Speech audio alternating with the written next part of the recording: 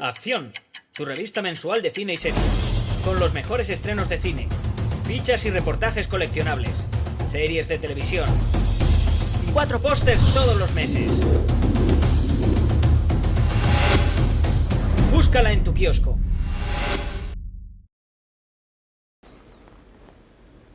Hola, muy buenas amigos, amigas, seguidores, seguidoras del canal Acción Cine en YouTube. Aquí estamos otra vez, Jaime Vicente Echagüe, convocado en esta ocasión por Antonio. Antonio nos ha pedido que hablemos de esta película del año 2006, dirigida por Martin Campbell, con Daniel Craig, Eva Green, Mads Mikkelsen, Jeffrey Wright, Judi Dench. Esta película titulada Casino Royale. Antonio, muchísimas gracias por tu petición, muchísimas gracias por confiar en mí para hablar de esta película que sé que os gusta a muchos. Y no era una película además que lo tuviera fácil para gustar. Estamos ante la 21ª entrega de la franquicia de James Bond. Sin embargo, yo creo que al final, con el paso del tiempo, podemos convenir en que Casino Royale no se limitó a ser una película más de la franquicia. Primero porque, lo obvio, estrena Agente 007, el sexto, después de Sean Connery, el muy breve George Lazenby, Roger Moore, Timothy Dalton y Pierce Brosnan. Yo me acuerdo que cuando se estrenó esta película, o mejor dicho, cuando estaba en preproducción y ya empezaba el habitual baile de nombres con el morbo máximo de saber siempre quién va a ser el nuevo 007. Pierce Brosnan ya había cumplido por aquel entonces los 50 años y consideraba que ya estaba demasiado mayor para salir volando por los aires. Me acuerdo que surgieron nombres del tipo como Clive Owen, un actor que ya por aquel entonces era más que una promesa, que ya había protagonizado varias películas de éxito. Sin embargo, después nos enteramos que al parecer el primer nombre que estaba en la lista era el de Henry Cavill, el futuro Superman. Sin embargo, le pasaba justo lo contrario que a Pierce Brosnan. O sea, consideraban que era quizá demasiado joven para interpretar a 007. Es más, ahora ya bastantes años después, casi 2 décadas después del estreno de Casino Royale, curiosamente el nombre de Henry Cavill ha vuelto a sonar fuerte para interpretar al superagente. De todas formas, eso ya se verá porque, bueno, Daniel Craig, eso lo sabéis todos, ya se ha retirado y ha decidido colgar el tuxedo, como dicen en Estados Unidos.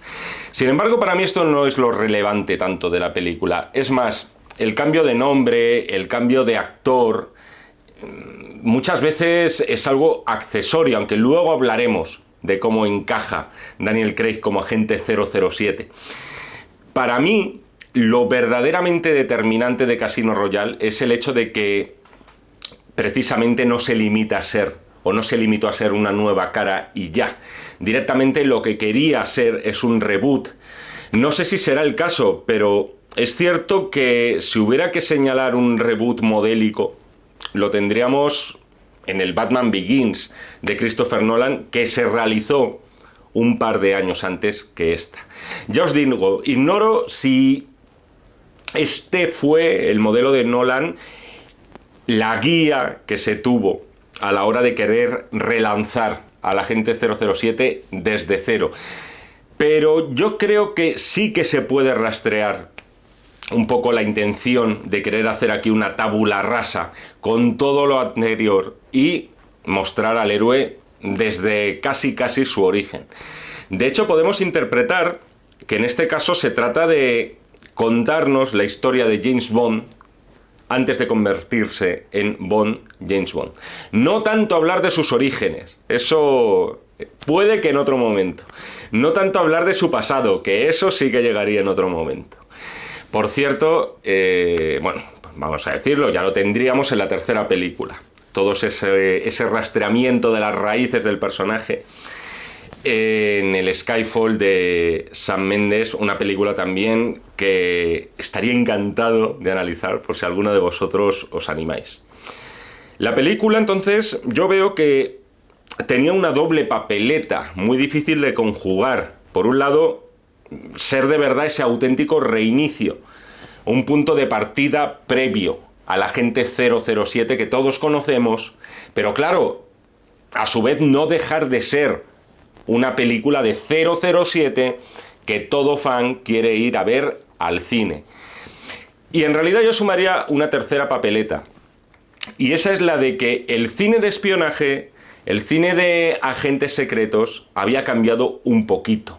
Al final, una saga, incluso con una marca de agua tan reconocible como la de 007, no es impermeable a los cánones y a las modas que hay en cada momento. En este caso, me estoy refiriendo a la saga de Jason Bourne.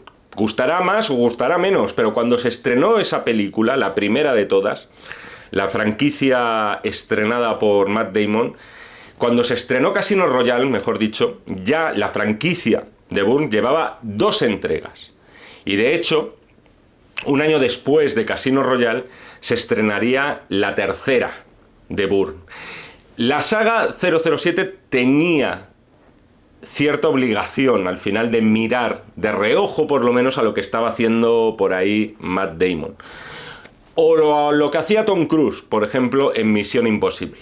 No me estoy refiriendo al contenido, porque al final hay determinadas cosas que solo 007 puede hacer, y además todas ellas están siempre supeditadas a la personalidad del protagonista, la personalidad de Bond y del actor que le interpreta. Cualquier película de James Bond está al final, para bien o para mal, ceñida a una serie de características canónicas ya de ese personaje creado por Ian Fleming. Pero es cierto que en cuestiones de planificación de secuencias de acción, por ejemplo, el espectador de Bond quiere ver también a un Bond del siglo XXI y secuencias de acción propias del siglo XXI, por muy fan que sea de las cintas originales. No solamente tenía que ser un reboot, también tenía que modernizarse, ser un Bond del siglo XXI. Vista hoy la película, y vista también en su momento, el resultado para mí es casi perfecto. O sea, logra cumplir con esas 3 papeletas. Es una película de James Bond en su esencia, pero a su vez también es lo suficientemente diferente como para considerarla un reinicio de lo que es la franquicia.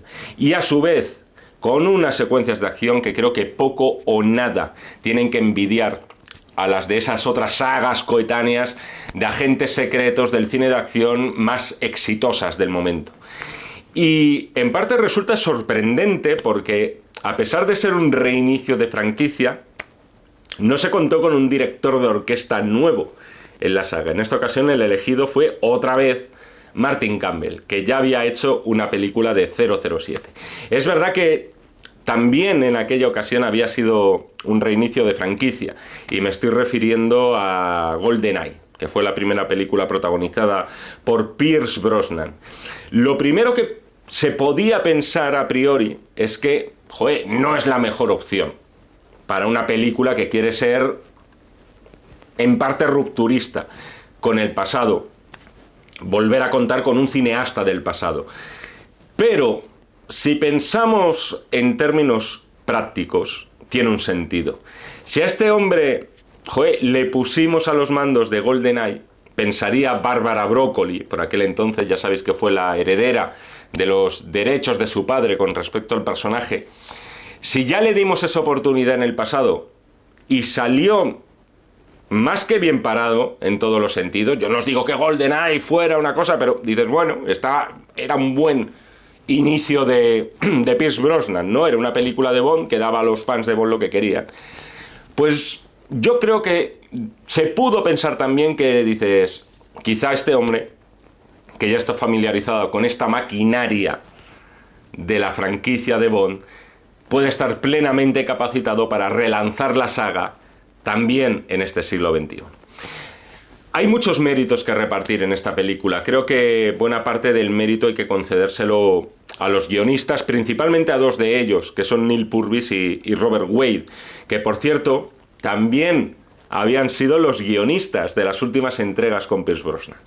Pero después tenemos a un tercer invitado. En este caso, el también cineasta Paul Haggis, el autor de la oscarizada Crash, que se encargó de reescribir, vamos a decir, el clímax de la película, por lo menos así ha trascendido, lo que viene a ser la parte final.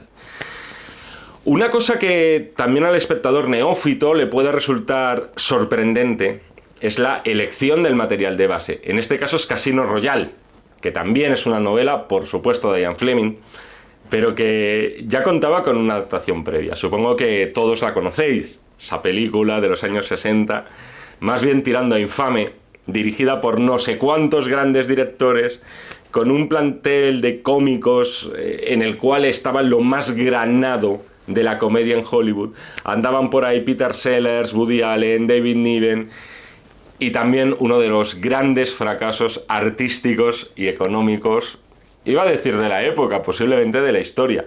Si bien es verdad que en los años posteriores se la ha considerado una cinta de culto, tiene sus admiradores y de hecho de algún modo se la considera precursora de parodias tipo Austin Powers.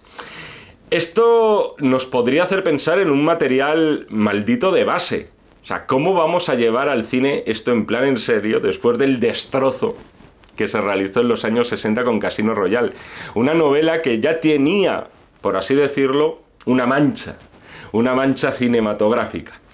Es una elección, yo creo que también con todo el sentido del mundo. ¿Por qué?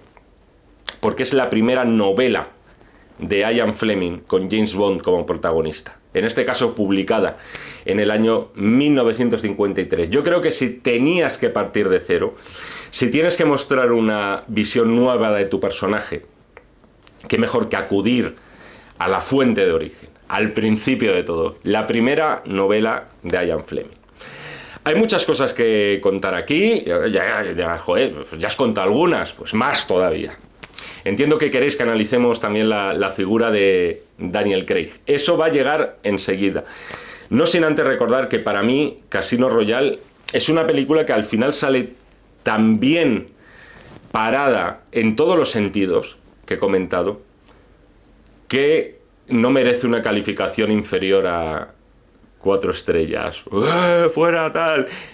No, al final le voy a dar, creo que es una película de 9 clarísimo.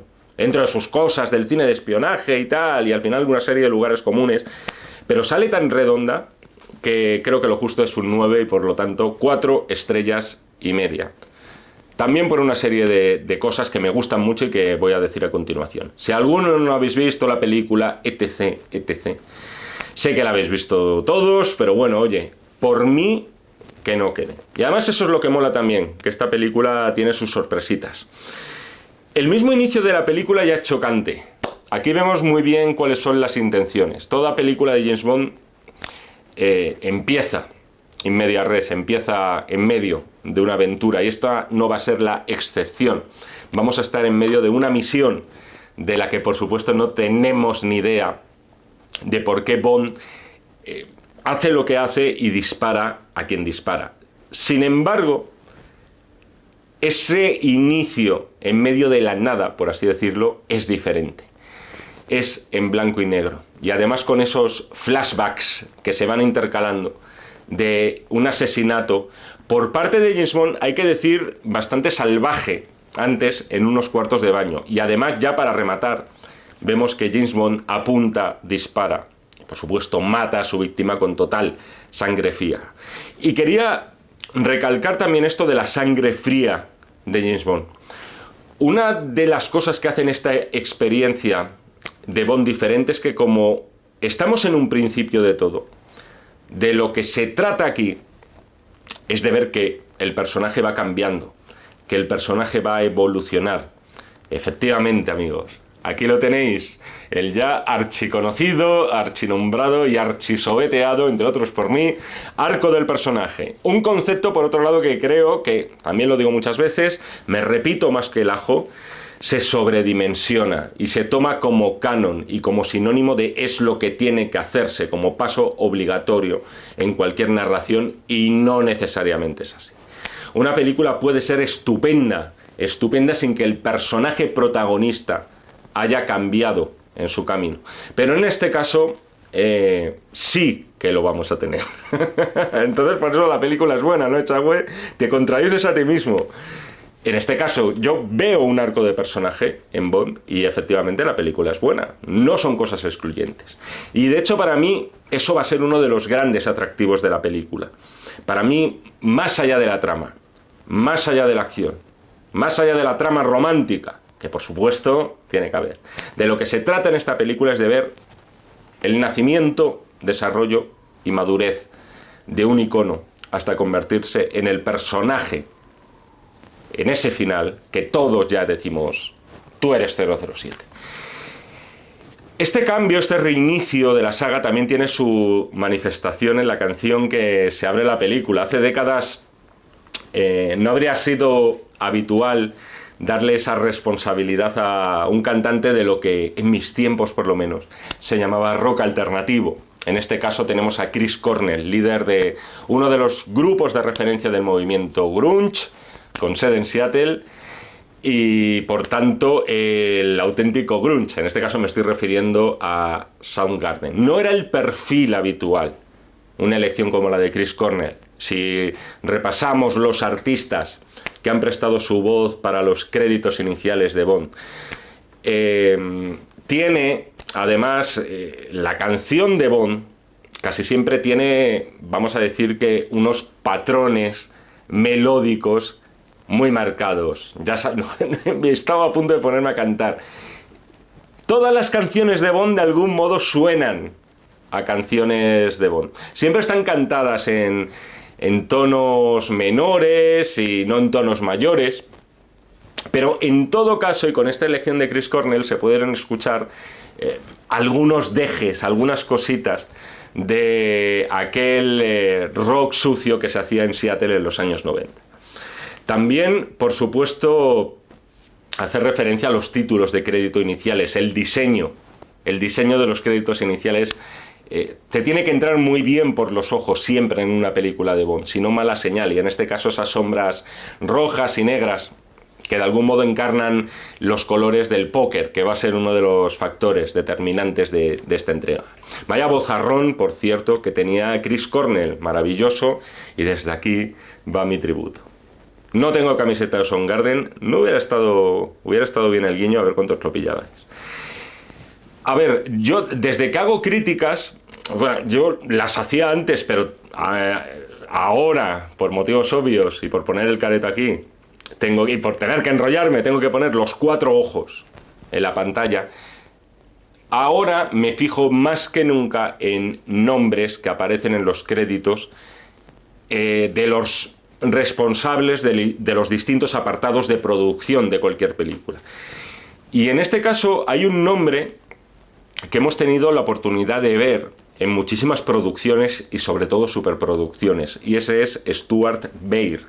En el montaje, La Profecía, Superman, doblete de Richard Donner, Los Inmortales, Arma Letal, otra vez Richard Donner, El Último Boy Scout, Demolition Man. Es decir, el nombre de Stuart Baird está presente sobre todo en el cine de acción, y además os diría que en el cine de acción no solamente tan exitoso como el que os acabo de citar, sino de cierta calidad, es decir, de películas cuyos valores artísticos, su contenido, pues en algunos casos podrán ser películas más vacías que en otros, pero yo creo que todas ellas suelen ser películas que nos van a divertir siempre mucho. Es decir, películas muy dinámicas, siempre películas muy ágiles, siempre son películas además en las cuales las secuencias de acción no son un batiburrillo ininteligible, difícil de discernir,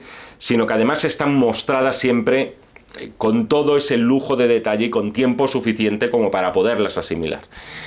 Yo creo que por nombres como los de Stuart Baird, y concretamente en esta película, creo que hay que darle muchas veces el mérito que no le damos al montador de una peli. Y sobre todo en una película como esta de Casino Royale. Creo que hay un montón de nombres al final asociados a la producción, sin la cual quizá el trabajo de Martin Campbell no habría lucido tanto. Muchas veces Esto, sobre todo me parece un error que cometemos mucho cuando decimos, no, es que no voy a poner nombres, aunque se me están pasando 2 o 3 por la cabeza, de determinadas franquicias superheroicas. No, es que fulanito se va a hacer cargo de tal. Entonces dices, vamos a ver, estas películas son un monstruo.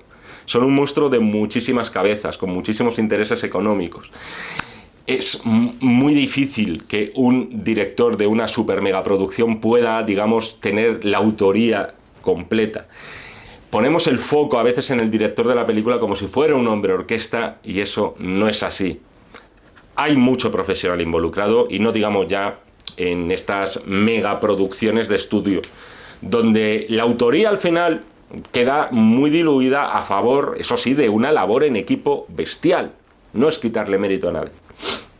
Y la labor de Stuart Baird se ve perfectamente, por cierto, en la secuencia posterior, la secuencia de acción pura y dura, porque está muy bien esto de hablar de la evolución del personaje de Bond, está muy bien hablar del arco del personaje, pero no nos engañemos. Cuando alguien va al cine a ver una nueva entrega de 007, lo que quiere ver es precisamente una secuencia como la del principio. En Madagascar, esa persecución entre andamios en medio de una obra con James Bond en plan superhombre, con el tío al que persigue que parece sacado del cabeza de cartel del Circo del Sol. Es una escena de persecución larguísima, perfectamente expuesta y muy bien montada. Y es también toda una declaración de intenciones de que la película no se va a quedar atrás en lo que se refiere a la acción. Y por cierto, impresionante, por no utilizar otro adjetivo, el momento cuando parece que James Bond se rinde, tira la pistola, saca otra y dispara a unos tanques de gas o lo que sea. Es toda una declaración de intenciones sobre lo que es el personaje, porque demuestra que este Bond es una máquina de matar perfecta. Solo eso, por el momento. Las líneas del personaje de M, en el cual aquí se volvió a contar, por cierto, con Judi Dench, están encaminadas y orientadas a hacernos ver precisamente ese carácter mercenario, de asesino a sueldo que tiene James Bond. Y además de ser alguien que en principio carece de sentimientos, no deja nunca que sus problemas personales se interpongan en su trabajo. Por cierto, el momento en el que Daniel Craig está en las Bahamas y sale de la playa, o sea, con ese cuerpazo, entiendo que también muy trabajado, aunque este tío siempre ha tenido pinta de ser corpulento, ese cuerpazo que Dios le ha dado, yo creo que todos tenemos claro que esa secuencia es la respuesta masculina a una secuencia parecida, en la cual veíamos a Úrsula Andress salir de la playa, en este caso en la primera película original de la franquicia, que es 007 contra el Doctor No. Los tiempos cambian y esta vez el cuerpo escultural que se quería mostrar en pantalla era el de un hombre, y en este caso el de Daniel Craig. ¿Sabéis lo que dicen? Lo que se han de comer, ¿cómo era? Lo que se han de comer los gusanos, eso es, vale. También me gusta de esta película que se toma su tiempo y eso en otras circunstancias, en una cinta de acción, puede impacientar al público. Y sin embargo aquí me parece que ese tomarse su tiempo engrandece la trama, vamos a decir, de suspense que también tiene la película. Tardamos bastante tiempo en averiguar, y a esto me refería, de qué o de quién anda detrás James Bond. Solamente lo sabemos después de que encuentren el cadáver de la chica, esa chica a la que ha engatusado, cuando sabemos que anda detrás de Le Chiffre, la cifra, en francés, el número, encarnado por Mads Mikkelsen, que es una especie de mecenas del terrorismo internacional. Hay más cosas entre medias, pero quería detenerme en este instante, ya que hablábamos de un Bond con sentimientos, vamos a decir, reprimidos, o que trata de que lo que él puede interpretar como debilidades no afloren ni interfieran en su trabajo. Son muy significativas, en ese sentido, las miradas que echa James Bond al cadáver de esa chica en la playa, como diciéndose a sí mismo: esto no me puede afectar, esto no me va a afectar. La chica con la que había intimado apenas unas horas antes, precisamente para sacarle información. Y por tanto, en ese instante, Bond es consciente de que por su culpa la han asesinado. Sin embargo, él lo reprime porque es solamente una máquina de matar. Esto va a ser un aperitivo a la hora de explicar la transformación que sufre James Bond en la película. Previamente a esto, por cierto, hemos tenido otra persecución fantástica, ahora en un aeropuerto como escenario, con esa bomba que en principio va a detonar dentro de un avión. Hay un plano espectacular de él haciendo volar un coche por el avión, por mera fuerza centrífuga, por cierto. Ver al final de esta secuencia detenida a James Bond por simples policías, después de haber evitado una catástrofe aérea y después de haberse expuesto a unos 1000 peligros, más o menos, es casi una nota de humor. Y lo es también por la mirada que Bond le dirige a ese terrorista cuando ve que le ha colgado la bomba. Lo cierto es que tiene más sorna, más mala leche, más ironía que sentido del humor este nuevo Casino Royale. No se pasa de graciosa la película. Y eso, lo cierto es que, al menos yo lo veo así, para mí también es un plus. Noto que el humor, sobre todo en las superproducciones, cada vez tiende más a lo infantil. Y este no es el caso. Este no fue el caso. En ese sentido, a veces está más cerca el sentido del humor de Casino Royale de una jungla de cristal que de algunos de los Bonds previos que habíamos visto. Y creo que llegados a este punto es el momento inmejorable para... Te ha llevado tu tiempo, a ti también, Chagüe, 26 minutos. Es el momento inmejorable para valorar a Daniel Craig en este debut. Ya he dicho cositas, pero bueno. Uno de los Bonds cuyo nombramiento, cuando se conoció, y yo estaba allí, simplemente me tocó vivirlo, fue recibido con más frialdad por parte del público. Desde luego, con mucha más frialdad o con más escepticismo, que es quizá la palabra correcta, que el que recibió Pierce Brosnan, por ejemplo, que era alguien que en principio a todo el mundo le gustaba, cómo le sentaba ese smoking. El caso de Daniel Craig no fue así. Daniel Craig no se veía, por así decirlo, la sofisticación que tiene que tener un superespía británico. Me acuerdo de comentarios que decían que tenía más pinta de un portero de discoteca que de un James Bond, que pese a ser una máquina de matar perfecta, y en eso es verdad que no cambia, también es una persona, vamos a decir, que destaca por su clase, por su elegancia y por esa ironía de la que estamos hablando. Y yo creo que Daniel Craig nos achantó la muy a muchos. Traduzco, nos cayó la boca a muchos. Era el James Bond nuevo que necesitábamos, aunque nosotros no lo supiéramos. Y hay que valorar mucho la elección de casting. Era un actor cotizado, Daniel Craig, pero no era una superestrella indiscutible. Había, como ya hemos visto antes, otras opciones que quizá estaban más asentadas en aquel instante en el estrellato, como podía ser Clive Owen. Y lo cierto es que Daniel Craig lo hace todo bien, incluido, por cierto, su vulnerabilidad, que vamos a ir viendo después. Ahí se demuestra donde, aparte de que te siente bien el smoking, aparte de ser un cachas, aparte de poner ese rictus de perpetua ironía, se necesita también un muy buen actor, un actor fabuloso.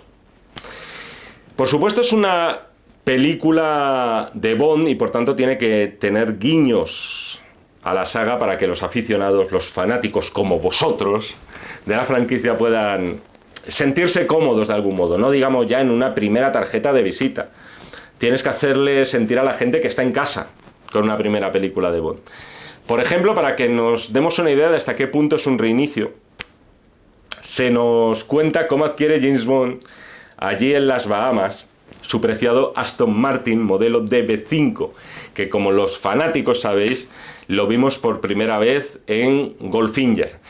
Y a lo mejor me estoy resbalando con esto, creo recordar que era en Goldfinger. Los que no tenemos, por cierto, en esta película, o lo que no aparecen, son los célebres gadgets. Todo está, por así decirlo, por cocinar aún en el personaje. Y me parece muy arriesgado el haber prescindido de los célebres gadgets cuando es una de las cosas que el aficionado está deseando ver en la película que sea de James Bond. Me pareció una decisión arriesgada, pero también valiente. En toda película Bond hay una chica Bond, y en este caso ese honor recae en Vesper Lynd, interpretada por Eva Green. Creo que Green es otro de los grandísimos aciertos de la película. Y hay que poner también buena parte del mérito en las líneas de guión escritas para ella. El primer encuentro de ella con Bond es de una agudeza y sobre todo de una ironía que resultan punzantes. Me estoy refiriendo a ese primer encuentro de ambos en el tren, camino a Montenegro, en el cual él le hace una radiografía a ella. Le dice cosas como es del tipo de personas que confunde su inseguridad con arrogancia. Bond demuestra de nuevo aquí, por cierto, sus dotes detectivescas, que aparte de ser un Terminator de la vida, es alguien también con bastante capacidad de observación y bastante inteligente. Pero ella, lejos de achantarse, le devuelve con la misma moneda. Y de paso, pone además una barrera entre ambos, como diciéndole, a mí no me vas a pillar, como haces habitualmente con todas.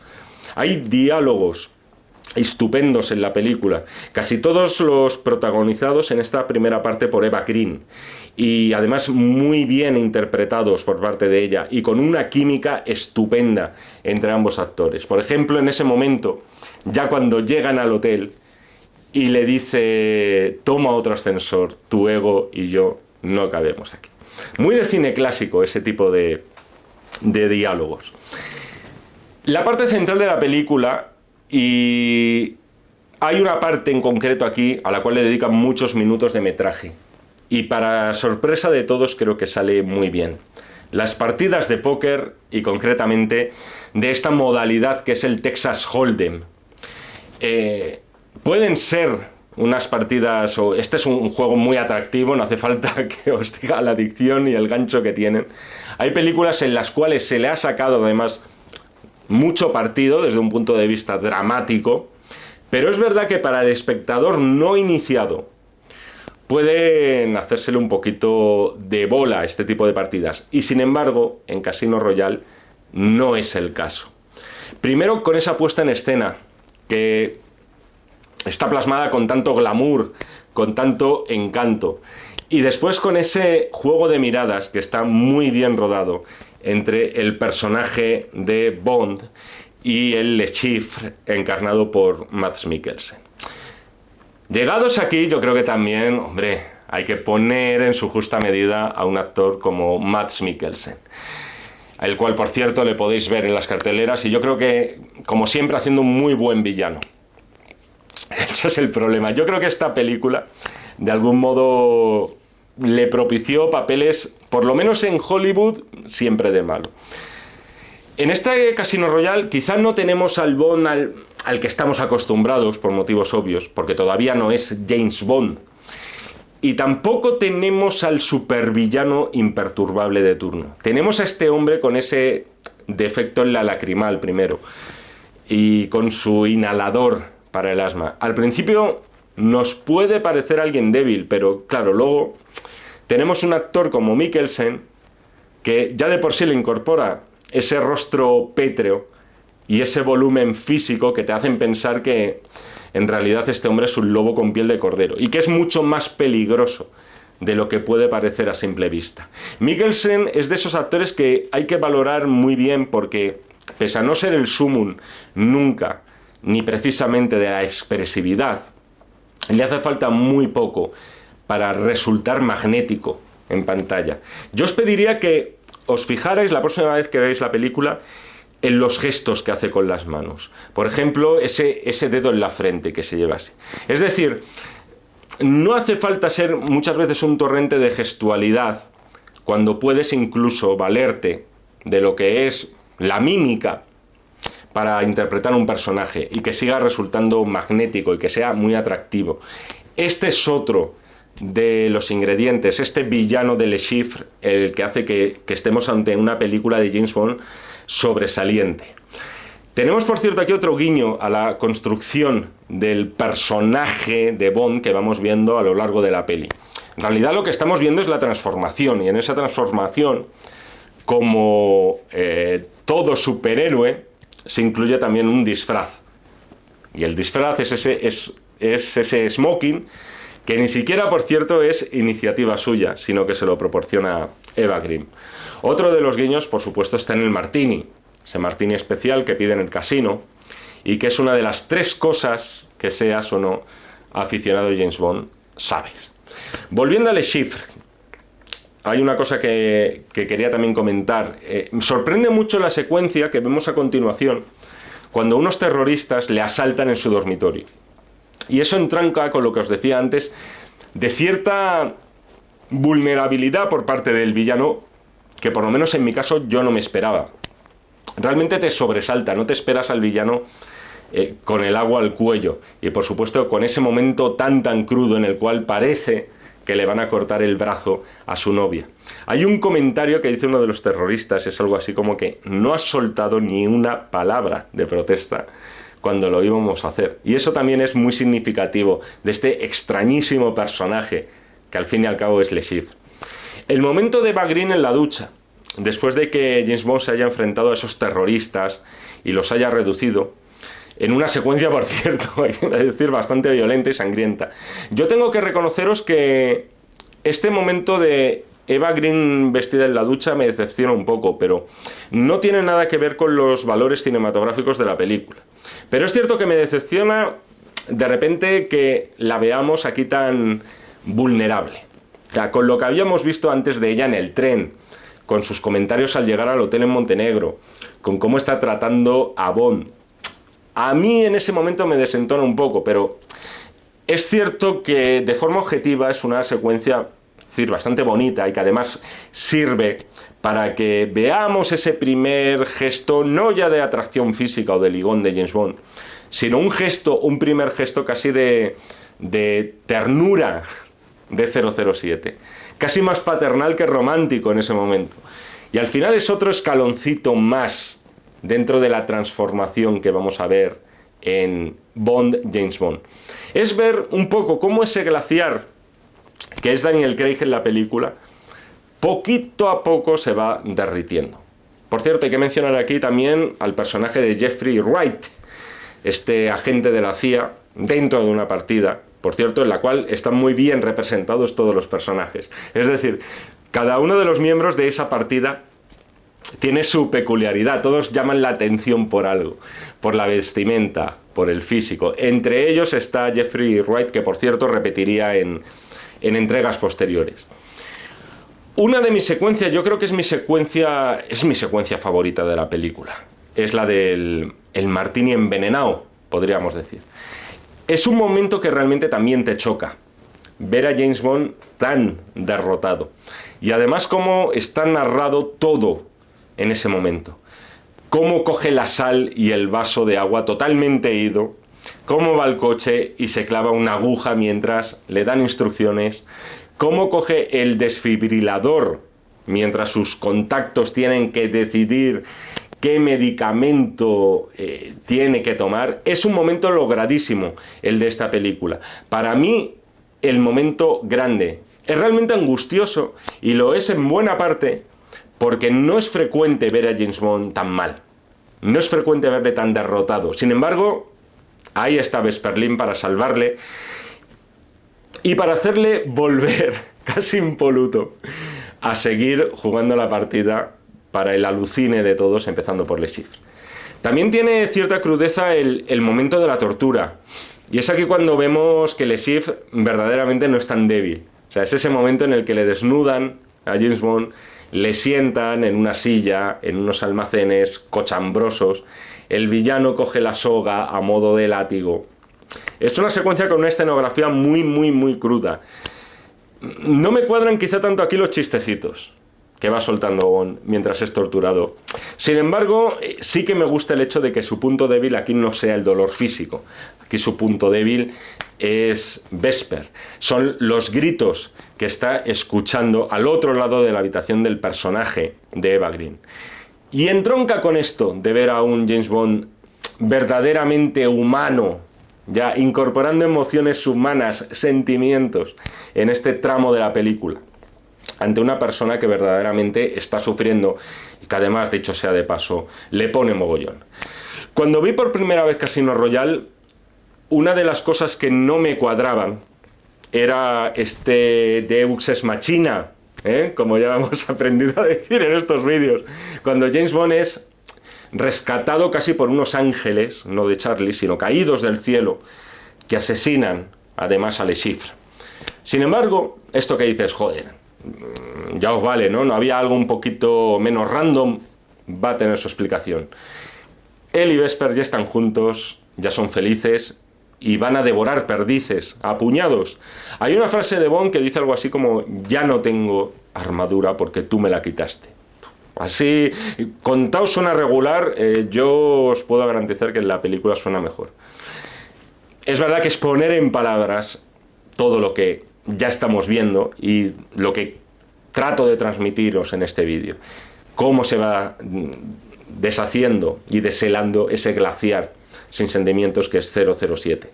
Están en Venecia, todo es feliz, todo es maravilloso, alegría. Sin embargo, aquí tenemos la respuesta a esa casi milagrosa salvación de Bond de antes, a ese Deus Ex Machina. Eva Green estaba metida en el ajo, en realidad estaba trabajando para los malos. Es verdad que bajo coacciones, y vamos a decir que con cierta coartada. Es decir, mala del todo no era Vesper. En todo caso, lo que tenemos aquí es una secuencia de acción final y de destrucción absoluta. Es verdad que no hay muchas secuencias de este palo en la película, porque casi toda la parte central está enfocada en la partida de cartas. Y eso también hace este Bond un poquito diferente. Pero cuando hay una secuencia de acción en la película, dicen, aquí vamos a darlo todo. Y además es espectacular, con esa casa que vemos que se va hundiendo poco a poco en el canal, con ese maletín de por medio que hay que coger sí o sí, con la pistola de clavos que resulta mortal. Y lo que resulta muy emocionante también es el final de Vesper. Prácticamente ella se suicida, se deja caer por el ascensor. Y son momentos muy logrados cuando la vemos ahí ahogarse, mientras Bond lo único que puede hacer al final es rescatar su cadáver. Tiene una fuerza dramática muy poderosa toda la secuencia de la muerte de Vesper en la película. ¿Qué ocurre? Que ya lo tenemos. Ya tenemos al héroe. Llegó al antihéroe. No sé si el héroe que al final conocemos, o que conocemos de siempre, el que tenemos ya grabado en nuestra cabeza de este es Bond, pero desde luego es el Bond que ha nacido gracias a Casino Royale. M se lo dice: no confías en nadie, ¿no, James? Y su respuesta es que no, y que además acaba diciendo esa frase que verdaderamente no siente, pero sí siente que tiene que decirlo. Y es eso de "The bitch is dead", refiriéndose a la pobre Vesper. No te engañes, James, estás que te subes por las paredes. Aunque por otro lado se nos revela que, claro, si Bond sigue vivo y no acabó muerto fue precisamente gracias a Vesper. Esto ya sería el nacimiento del Bond ya sin ningún tipo de resquicio para albergar, vamos a decir que, sentimientos afectuosos hacia nadie, que no sea al final el mismo. Sería el nacimiento del Bond con una piel de tortuga. No va a creer jamás en nadie, pero aún le falta su frase. Volvemos a un personaje que habíamos visto al principio de la película y poco más, a este tal señor White, creo que se llama, que parece que está manejando a todos en la sombra, el tío que se ha llevado el maletín del principio. Bomba por él con su ametralladora y no va a hacer prisioneros. Le dispara directamente en la rodilla y acaba la película con la frase que no había pronunciado hasta ahora, pero que estábamos deseando oírle. Mi nombre es Bond, James Bond, y por lo menos este Bond James Bond nació y lo hizo de forma inmejorable con este Casino Royale. Sobre el resto de películas, insisto, para mi gusto de todas, Skyfall es la que me parece que daría más juego para analizar. De James Bond, de este James Bond, de los anteriores, lo que queráis, ya sabéis dónde localizarme. Antonio, 1.000.000 de gracias por permitirme hablar un ratito largo, 3/4 de hora de esta película. Espero que lo hayas disfrutado. Muchas gracias por confiar en mí. Espero que lo hayáis disfrutado. El resto, ya sabéis, para esto, para lo que queráis, de otras críticas, otras películas, otros vídeos. Las instrucciones siempre están debajo de este cabezón parlante. Un poquito más arriba, si queréis apoyar estos vídeos, suscríbanse o denme un like, que sale gratis y además a nosotros nos ayuda mogollón. Nos seguimos viendo en el canal de Acción Cine si así me lo requerís, y por supuesto nos seguimos leyendo en este y en todos los que están por venir de los números de la revista Acción. Muchísimas gracias y hasta otra. Acción, tu revista mensual de cine y series, con los mejores estrenos de cine, fichas y reportajes coleccionables, series de televisión y 4 pósters todos los meses. Búscala en tu kiosco.